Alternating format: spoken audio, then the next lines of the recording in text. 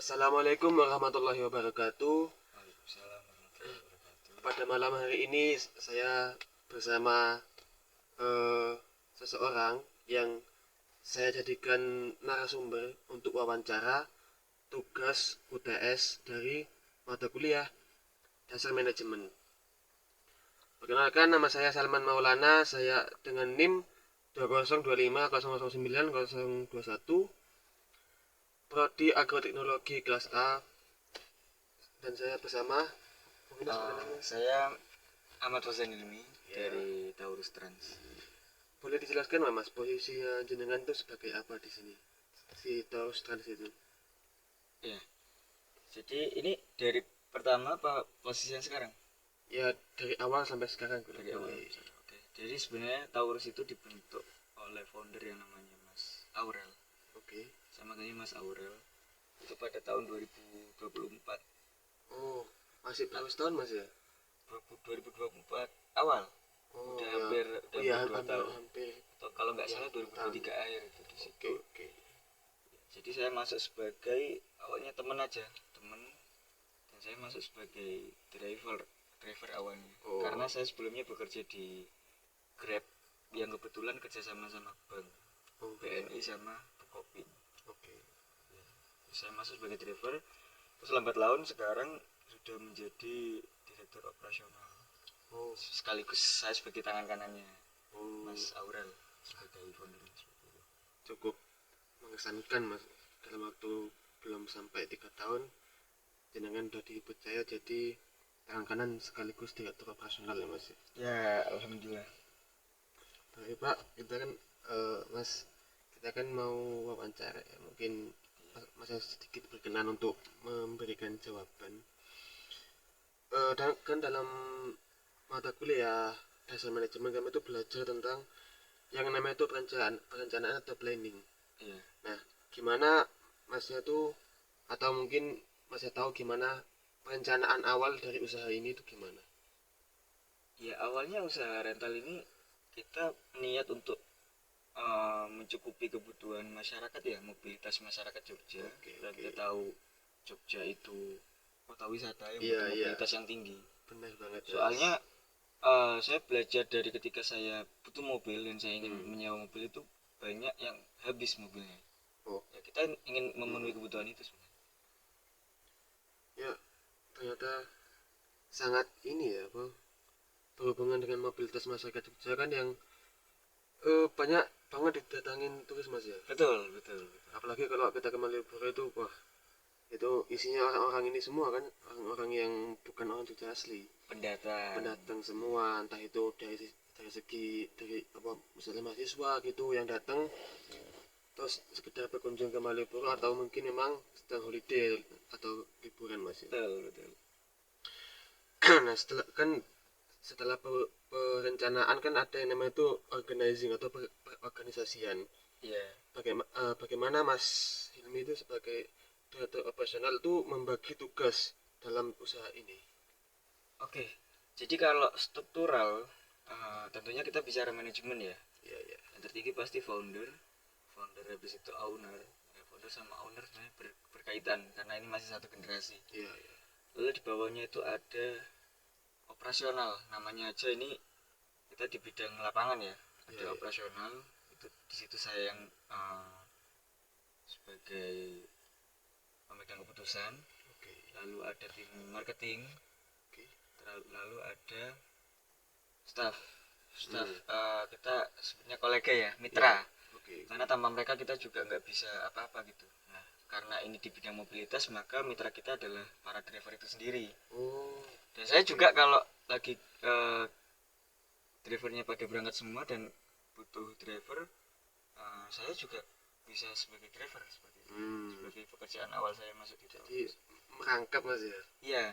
Kalau di direktur operasional sendiri strukturnya itu ya nggak ada sebenarnya, cuman kita gimana ngatur jadwal-jadwal mobil yang jalan hari ini berapa, pengambilnya di mana, ngaturnya di mana, seperti itu aja. Karena kebanyakan dari Taurus itu customernya adalah customer yang ingin diantar mobilnya. Oh, Itu juga salah satu nilai plus dari kami, kita ada layanan antar jemput langsung ke customer. Oh berarti nggak apa nggak include sama drivernya berarti. Ada yang include sama driver, ada yang kita tuh sistem lepas kunci. Mm-mm.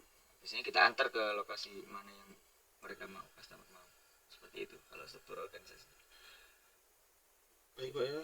Eh, kan udah jelas ya antara pembagian kerjanya ya. Iya.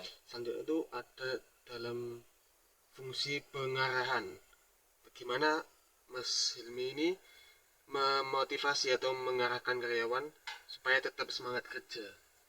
Oke, karena saya sebagai direktur operasional nih, Dirops itu kalau bahasa lapangannya mandor sebenarnya. Iya benar-benar. Saya sebagai mandor untuk memaintenance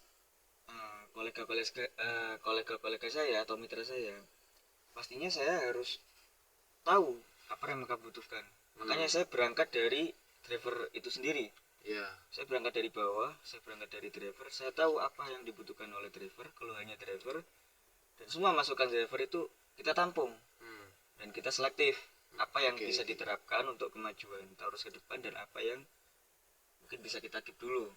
Seperti itu. Jadi nanti di situ tetap ada SOP yang kita arahkan kepada driver terkait jamnya, terkait unitnya, SOP unitnya seperti apa, unit harus dalam keadaan seperti apa. Itu tetap kita sampaikan, kita arahkan, dan kita pun juga menerima masukan dari para driver apa yang mereka butuhkan seperti itu. Jadi kita komunikasi dua arah lah.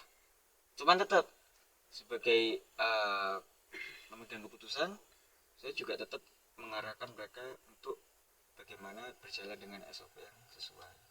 Untuk pengarahnya seperti itu. Oke. Wah kayaknya ngelak Mas ya.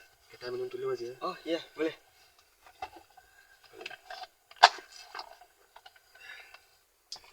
Mohon maaf aja seadanya Mas ya. Ya nggak apa-apa.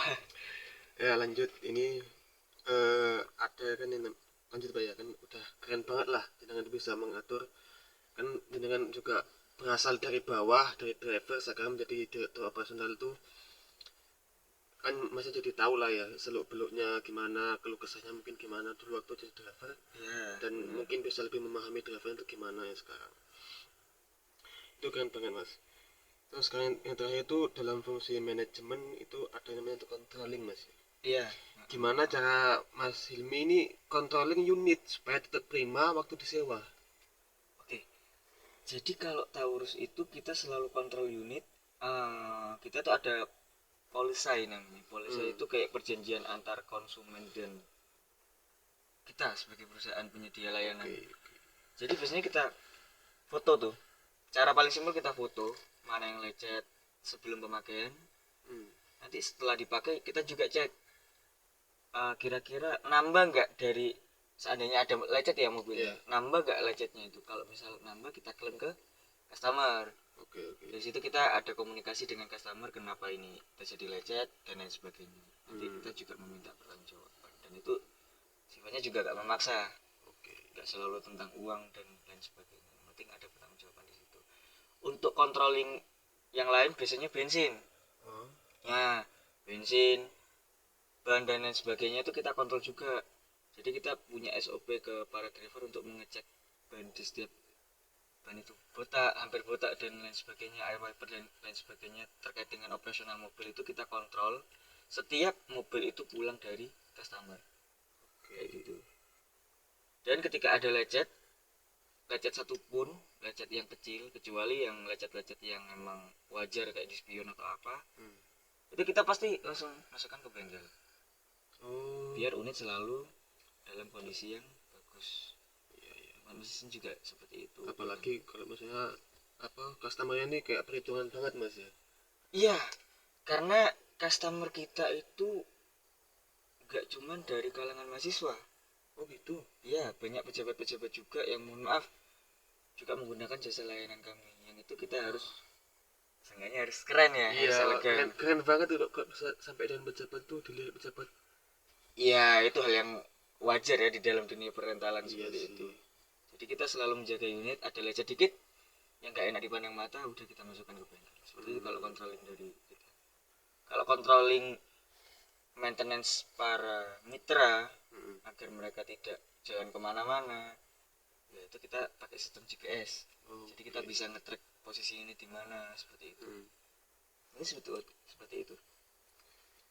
Mungkin ini pertanyaan tambahan dari saya Mas ya, kan saya Oke. tadi kan udah lihat garasinya itu kayak banyak banget unitnya itu. Iya, Untuk alhamdulillah. sekarang itu ada berapa unit sih dan ada berapa divisi gitu dari Taurus Trans sendiri? Oke, kalau Taurus Trans, kalau kita nggak berbicara mobil sebenarnya banyak ya bidang usaha kita. Cuman kita fokus ke mobil aja ya. Ya, oke. Kalau fokus ke mobil, kalau mobil kecil itu ada sekitar 40 unit. 40 unit udah Ya, banyak ya. tapi kita juga bisa menggunakan kalau semisal itu dibutuhkan, apalagi pas weekend kita juga kerjasama dengan beberapa mitra yang menyediakan vendor. Oke. Vendor mobil itu kita ambil gitu. Cuman kalau dari kita sendiri sekitar 40 unit. Kalau seperti medium kayak HS, medium bus itu sekitar 10 unit. 5 unit HS dan 5 unit lagi bis medium. Oke. Kalau bis besar kita dari vendor yang lain. Jadi kalau aset bis besar doakan saja. Iya, semoga cepat Ya, amin. ada. Ya, kalau bis besar. Tapi semisal customer butuh, kita bisa sebagai biro juga di situ. Kita ambil dari vendor rental yang lain seperti itu. Baik Mas, sepertinya cukup ya. Dan saya sebagai kenalannya Mas Hilmi ini saya ingin mempromosikan sedikit sebagai bentuk terima kasih terhadap Mas Hilmi. Soalnya ini udah jam 1 malam ya, dan Mas Hilmi mau menerima saya untuk diwawancara jam 1 malam ini di Magelang, bahkan bukan di Jogja lagi. Ya, jadi apabila atau ketika ada teman-teman atau bapak ibu dosen yang sedang kedatangan keluarga, bisalah hubungi nomor di sini yang nanti saya sertakan di video ini ya. Taurus Trans. Ya, Taurus Trans. Ini Mas. Ini dia. Ya, Taurus Trans. Apa namanya? Kata apa nih Mas? Namanya ya ini. Itu Taurus Trans. Ya nanti bisa di inilah di satu IG. nama Di lah IG ya. itu ada rental mobil Taurus Trans Jogja. Namanya apa IG-nya Mas? Taurus Trans. Taurus Trans gitu. Oke. Nanti bisa di share di link ya. Oke, siap. Ya, terima kasih kepada para pemirsa dan terima kasih kepada Mas Hilmi yang telah menemani saya malam ini. Saya akhiri. Assalamualaikum warahmatullahi wabarakatuh.